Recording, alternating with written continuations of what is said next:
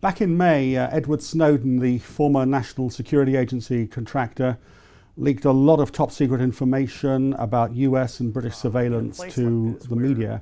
And it's caused a huge storm since then, with the US authorities trying to get him extradited from Russia. They failed to do that, but the focus over the last few days has now come onto the journalists who helped Snowden to release that information. With me is Lionel Barber, the editor of the FT. Over the weekend, what we've seen is the detention for 9 hours by this man, David Miranda, a Brazilian national, who's the partner of Glen Greenwald, who's the Guardian journalist who received all this information. Were the UK authorities justified, do you think, in detaining this man for that long? It's caused an outcry here. Well, under the narrow interpretation of the law, the terrorism legislation 2000, later amended, gives sweeping powers to the authorities at borders, ports, to detain, search individuals for up to 9 hours.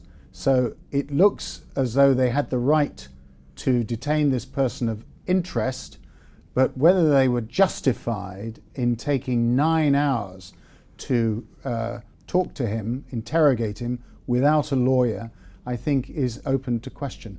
Yeah, let's be clear that this man, David Miranda, I mean, he's the partner of Glen Greenwald, but there seems to be a lot of indications. There's a lot we don't know about this, but there's a lot of indications he was carrying quite a bit of data and information leaked by Snowden. So it's not that he was just sort of traveling, that there was some legitimate interest there that the UK authorities might have had on behalf of the US. It's worth pointing out, just in terms of context, that there are thousands and thousands of people passing through ports and borders, and a very small, there is a number who are detained, but only 3%, I think, or even less than that, are detained for up to 9 hours. This is very, very unusual. So why? The answer seems to be, we're not sure, but he was carrying data. He was carrying memory sticks. He had recently visited the documentary filmmaker, Laura Poitras, yeah, who've been working very closely with Glen Greenwald on the Snowden story. And it's worth pointing out there was an excellent article in the New York Times Magazine written by the veteran Peter Maas explaining how Poitras worked with Glen Greenwald to produce the stories.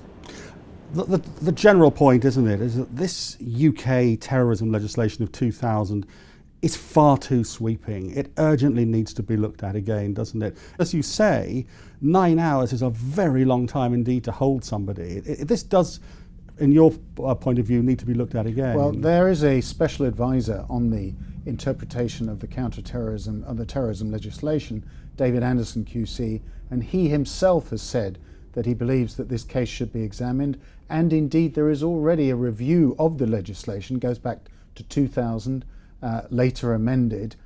By the way, this was an act put through by the Labour government under Tony Blair before the September 11th terrorist attacks.